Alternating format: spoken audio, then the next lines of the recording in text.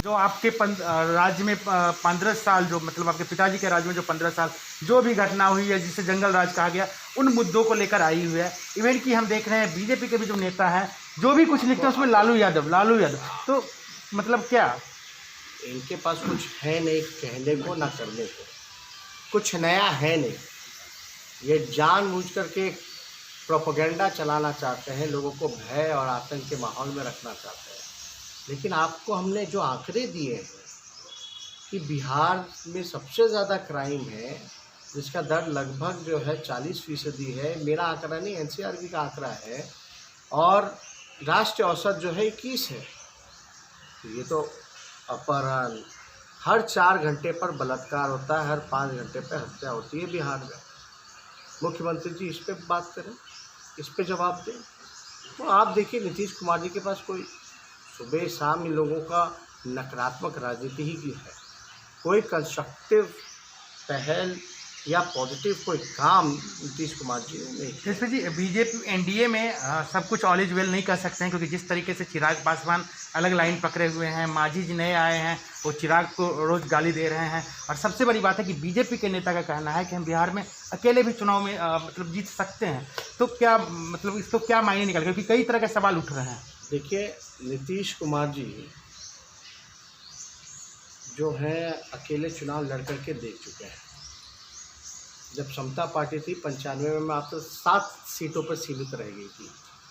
2014 में अकेले लड़ी तो केवल जो है 2 सीटों पर सीमित रह गई।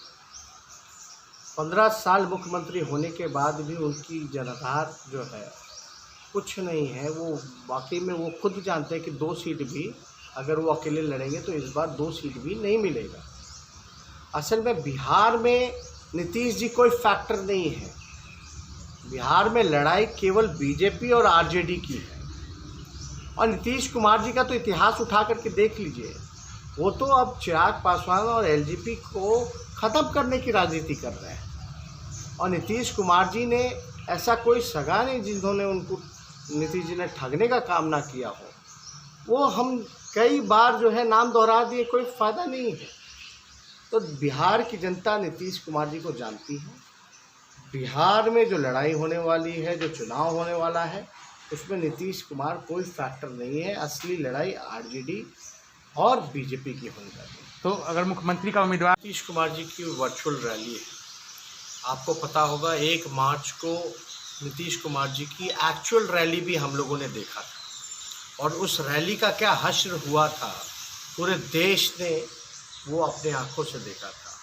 पूरा सरकारी तंत्र लगा करके, हर एक चीज़ लगा करके भी रैली जो थी वो super duper flop rally Bihar के इतिहास के पन्नों में वो दर्ज की गई। आज जब वर्चुअल रैली कर रहे हैं नीतीश कुमार जी, तो मैं कहना चाहूँगा कि बिहार जो है युवाओं का प्रदेश है। और एक्चुअल जो बातें हैं वो हम इनसे करना चाहेंगे, कुछ सवाल मुख्यमंत्री से पूछना चाहेंगे। वर्चुअल के बहाने एक्चुअल बात से मुख्यमंत्री को भटकने नहीं देंगे। इसलिए हम उनसे सवाल पूछना चाहेंगे कि ये जब ये बातें करेंगे तो घिसी पिटी बातें करेंगे, कोई नई बातें नहीं करेंगे।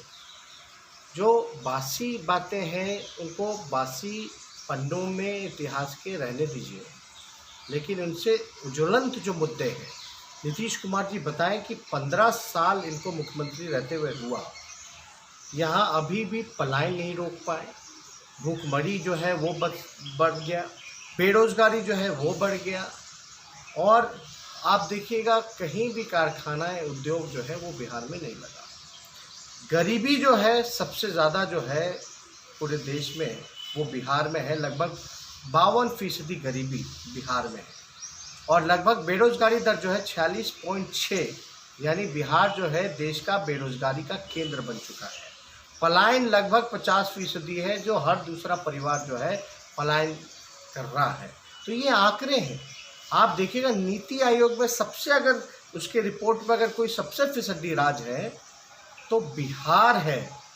आखिर ऐसा क्यों? सभी सूचकांक में अगर देखिएगा नीति आयोग के, तो बिहार शिक्षा हो, स्वास्थ्य हो, इन सारी चीज़ों में बिहार सबसे फीसदी राज्य है। आप देखिएगा 58 घोटाले हुए जिसको सरकार ने भी माना है। लगभग बिहार का 20,000 करोड़ की लूट मार हुई है, भ्रष्टाचार हुआ है। इस पे नीतीश कुमार जी बोले।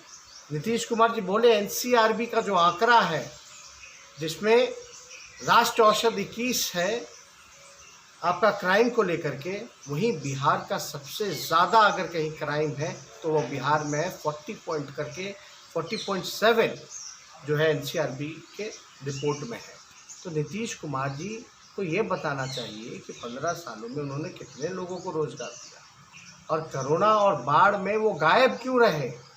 उसलिए जो ये एक्चुअल जो ओरिजिनल जो बातें हैं इस पे मुख्यमंत्री जी को जवाब देना चाहिए कि बिहार में उन्होंने कारखाने, शुगर मिल, पेपर मिल, जूट मिल उनके कार्यकाल में कितने बंद हो गए। और आपको पता है देश का जीडीपी जो है नेगेटिव में आ गया है, 23.7 जो है जीडीपी का रेट है। तो आप बिहार का अंदाज़ा लगा सकते हैं कि बिहार की क्या स्थिति होगी। ये आर्थिक समस्या से हम लोग जूझ रहे हैं। वहीं मुख्यमंत्री के पास कोई भी विजन और कोई भी एक्शन प्लान नहीं है कि बिहार को इस संकट से, कोरोना महामारी से कैसे उभारने की क्या तैयारी है, क्या विजन है। ये मुख्यमंत्री जी चाहेंगे कि ये बताएं लोगों को, लेकिन आप देखिएगा इन लोगों को केवल और केवल कुर्सी से मतलब है। जनता रोती रही, जनता जो है महामारी में, बाढ़ में त्राहिमाम करती रही, लेकिन आज तक उनका आंसू पोंछने नीतीश कुमार जी नहीं गए, बल्कि इनका खुद का आँख का आंसू जो है वो सूख चुका है। इसलिए हम जवाब जानना चाहेंगे कि आखिर पलायन आपने क्यों नहीं रोका। सुप्रीम कोर्ट के ऑर्डर के बाद ही आपने उनको रोज़गार मजदूरों को क्यों नहीं दिया। वो मजदूर जो है वापस फिर से पलायन कर रहे हैं। तो ये जो एक्चुअल मुद्दे हैं इस पर आप बताइए, क्यों स्वास्थ्य व्यवस्था चरमराई हुई है, पूरी तरीके से बिहार में जल जमाव लगा रहता है, हर जगह जो है समस्या ही समस्या है, लेकिन उसका कोई उपाय आज तक इन्होंने नहीं निकाला। तो हम तो बिहार की जनता, अगर मुख्यमंत्री जी वर्चुअल रैली में आ रहे हैं तो ये सुनना चाहिए। अब ये बातें करेंगे जहाँ तक हमको उम्मीद है कि इन सवालों पर, बेरोजगारी पर, पलायन पर, गरीबी पर, भुखमरी पर मुख्यमंत्री कोई शब्द नहीं बोलेंगे, एक शब्द नहीं बोलेंगे। वो बोलेंगे हमको गाली देंगे, वही बासी बातें जो है इतिहास के बासी पन्नों में जो चीज़ें रह गई हैं वही चीज़ें दोहराएंगे, कुछ नया नहीं बोलेंगे। तेजस्वी यादव या बीजेपी का कोई बनेगा, नीतीश कुमार नहीं बनेगा, आप ये कहना चाह रहे हैं? देखिए हम कह रहे कोई फैक्टर नहीं है, नीतीश कुमार जी कोई ताकत नहीं है। वो तो महागठबंधन में हम लोगों के वजह से लड़े 101 सीटों पर, जिसमें कि उनको 70-71 सीटें मिली। वो तो लालू जी के नाम पे मिला वोट उनको, और सबसे बड़ी पार्टी होने के बाद भी हम लोगों ने मुख्यमंत्री बनाया, लेकिन जनादेश का अपमान किया, विश्वासघात किया बिहार के 12 करोड़ जनता के साथ। ये सब लोगों ने देखा। और नीतीश कुमार जी का इतिहास रहा है, वो बीजेपी को भी धोखा दे रखे हैं, हम लोगों को भी धोखा दे रखे हैं, शरद यादव जी को भी धोखा दे रखे हैं, जॉर्ज फर्नांडिस जी को भी धोखा दे रखे हैं।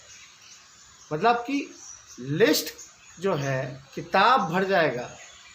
मांझी जी क्या कहते नहीं कहते इस पर हमको कोई टिप्पणी नहीं करना। चिराग पासवान आज दिल सकता है कि जैसा कहा जा रहा है कि कुछ फैसला लेंगे नीतीश कुमार, जिस तरीके से उनके साथ व्यवहार किए या वो नीतीश कुमार के बारे में रोज़ पत्र लिख रहे हैं या नाराज़ चल रहे हैं, तो हो सकता है कोई बड़ा फैसला लें। और पार्टी का कहना है लोजपा का कि हम बीजेपी के खिलाफ नहीं, हम जेडीयू के कैंडिडेट के खिलाफ हम अपने उम्मीदवारी उतारेंगे। तो क्या आपको लगता है? देखिए एनडीए का मसला है, इस पर हम कोई दो राय नहीं देंगे।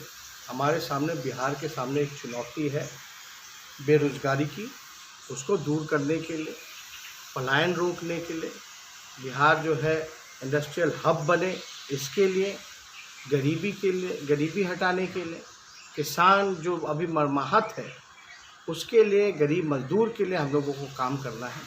एनडीए में क्या होता है नहीं होता ये वो लोग जाने, उनकी घर की बात है। हम लोगों को अपना जो है गरीब को देखना है, गरीब की तरक्की करनी है, इस पे हम लोगों का। कहा जा रहा है कि अगर चिराग पासवान जेडीयू छोड़ते हैं या एनडीए से हटते हैं तो तेजस्वी यादव के साथ आ जाएंगे, दो युवा चेहरा होंगे। क्या सच्चाई है? देखिए कोई इस कयास पे या किसी कल क्या होगा क्या नहीं होगा उस पर कोई टिप्पणी अभी मेरे ख्याल से मैं देना नहीं चाहूँगा। कल क्या होता है नहीं होता है इस पर हम कोई बात नहीं करना चाहते। अभी जो प्रेजेंट में जो सिचुएशन है, अभी ऐसी कोई बात नहीं। एक अंतिम सवाल, ग्रैंड अलायंस के चेहरे क्या तेजस्वी यादव हैं? और दूसरी बात कि कब तक, क्योंकि कहा जाता है कि आपके भी में कई विधायक आपके पार्टी छोड़ रहे हैं, आपके महागठबंधन के साथी आपको छोड़ के जा रहे हैं, तो इसको लेकर भी आपको देखिए, चुनाव में ये सब चीज़ें चलती रहती हैं, आते हैं जाते हैं। सब लोग अपने हिसाब से जो है समीकरण को देखते हैं, कहाँ पॉसिबिलिटी है नहीं है। हमारे यहाँ जो है जगह है ही नहीं। इसलिए आप जानते हैं कि दिन रात जो लोग हैं, कई जो कार्यकर्ता हैं, सुबह से शाम अगर देखा जाए, सबसे ज़्यादा जो भीड़ है, जो आवेदन जो आए हैं, जो बायोडाटा जो लेकर के आए हैं, तो हमारी पार्टी के पास आए। तो इस पर देखिए, चुनाव का माहौल है, इस पर ज़्यादा कुछ कहना नहीं है। कौन चेहरा नहीं होगा, मुख्यमंत्री पार्टी ने तो हमारा चेहरा को आगे किया है। सही समय आने पर वो भी बता दिया जाएगा, गठबंधन की जहाँ तक बात है।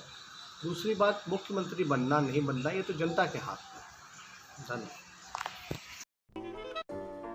अगर आपको हमारा वीडियो पसंद आया हो तो इसे लाइक करें, सब्सक्राइब करें और साथ ही बेल आइकन दबाना ना भूलें।